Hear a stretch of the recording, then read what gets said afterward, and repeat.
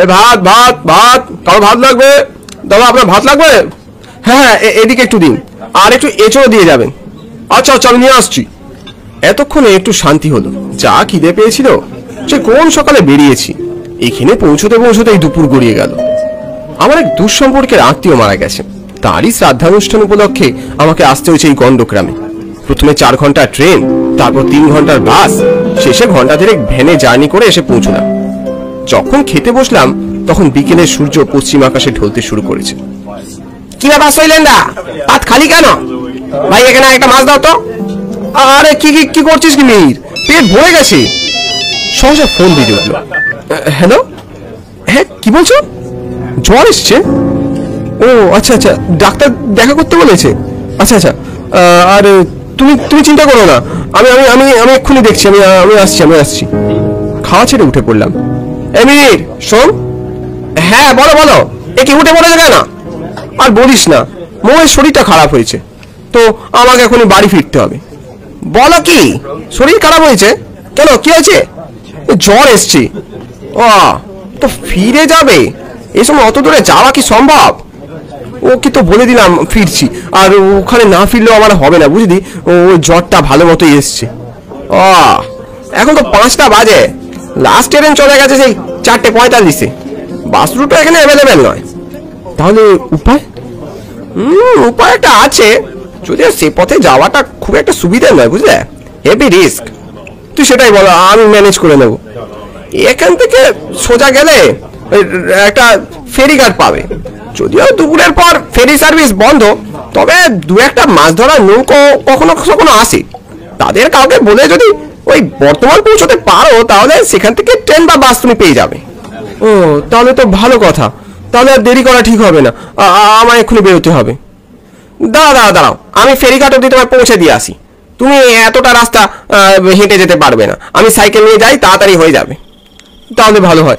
দেখ ভাই, মিনিট 20 পর সাইকেলে একটা হ্যারিকেন ঝুলিয়ে আমাকে নিয়ে ফেরিঘাট পৌঁছলো মিহির। অনেক উপকার করলি মিহির, কি যে বলি তোকে। আরে ঠিক আছে তুমি চিন্তা করো না। তুই তাহলে রওনা দে, আমি ঠিক চলে যেতে পারবো। যেতে পারবে তো? ঠিক বলছো? হ্যাঁ হ্যাঁ, নিশ্চয়ই। ঠিক আছে, সাবধানে যেও। কোনো সমস্যা হলে সঙ্গে সঙ্গে আমাকে ফোন করবে।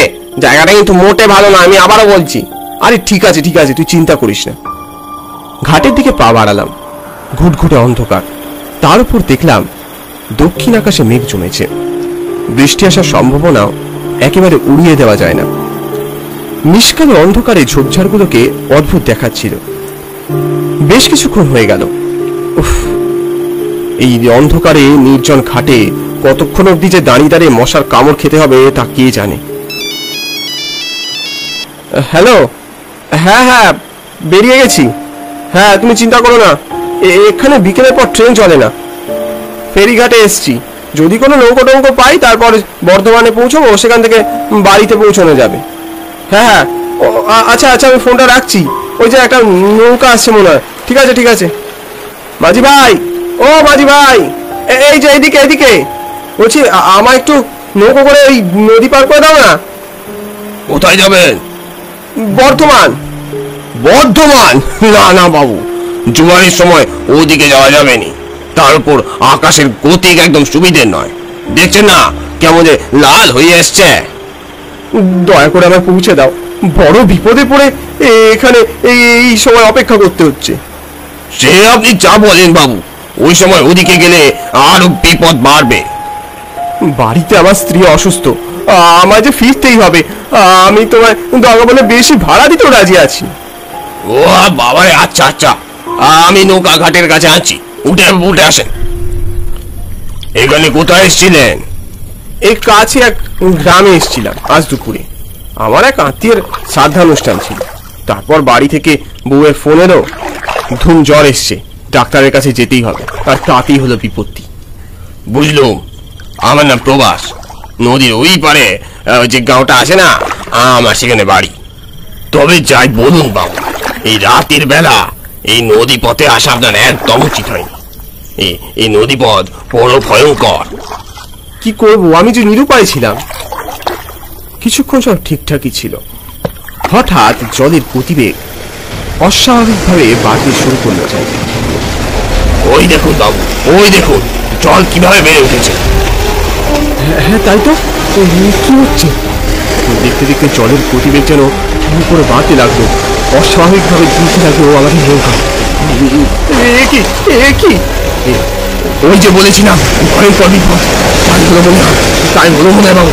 ধরে বসুন, নড়বেন না, নড়বেন না বাবু। কি সর্বনাশ, কি সর্বনাশ! বহু করে জল বেড়ে গেছে নদীতে। এইদিকে ঝোড়ো হাওয়ার দমকে দম বন্ধ হয়ে যাওয়ার জোগাড়। জলের তোড়ে নৌকায় ফাটল ধরল অচিরে। সহসা সেটা আর তাল সামলাতে না পেরে উল্টে গেল মাছ নদীতে। জলের তোড়ে প্রবাস মাঝি যেন অন্ধকারে কোথায় হারিয়ে গেল। কপাল ভালো, সাঁতার জানা আছে।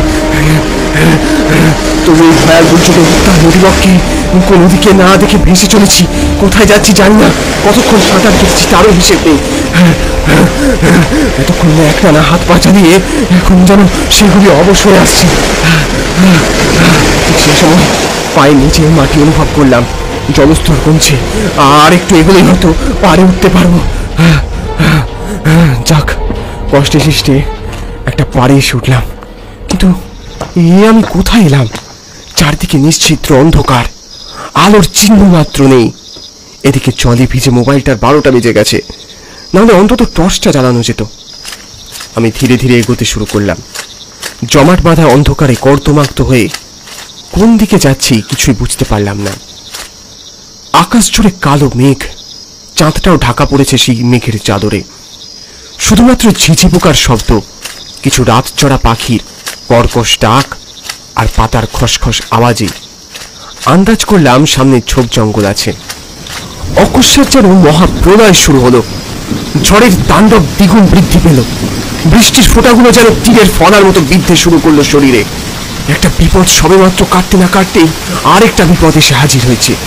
কোনো রকমে হাত দিয়ে আড়াল করে চোখ খোলার চেষ্টা করলাম। সামনে আলো আধারিতে ঝোপের আড়ালে একটা রিক্সা যেন চোখে পড়ল, কিন্তু আশপাশে কাউকে দেখতে পেলাম না। কেউ আছেন? কেউ আছেন? সাহায্য করুন! ঝড়ের মধ্যে দেখলাম